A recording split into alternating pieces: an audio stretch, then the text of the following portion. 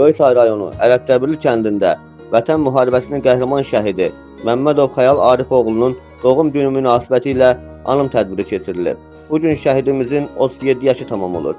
Tədbirdə Göyçay rayonunun şəhid ailələri, kənd sakinləri, ictimaiyyət nümayəndələri, din xadimləri və şəhidin doğmaları iştirak ediblər. Mərasim torpaqlarımızın azadlığı, dövlətimizin suverenliyi və ərazi bütövlüyü uğrunda canından keçən qəhrəman şəhidlərimizin əziz xatirəsinin bir dəqiqəlik sükutla yad olunması ilə başlayıb. Çıxış edən natiqlər bildiriblər ki, Xəyal Məmmədov vətənə sədaqəti, vətənpərvər ruhu və döyüş yoldaşlarına göstərdiyi dəstək ilə hər zaman nümunə olub. Onun qısa, lakin şərəfli ömrü gənc nəsil üçün əsl qəhrəmanlıq məktəbidir.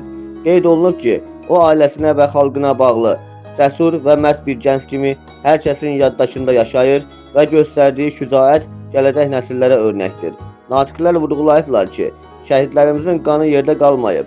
Onların sayəsində Azərbaycan öz ərazi bütövlüyünü bərpa edib və bu qələbə tariximizin ən şanlı səhifələrindən biri kimi yaddaşlara həkk olub. Tədbir zamanı din xadimləri tərəfindən şəhidin ruhuna dualar oxunub, sonda şəhidin əziz xatirəsinə ehsan süfrəsi təşkil olunub.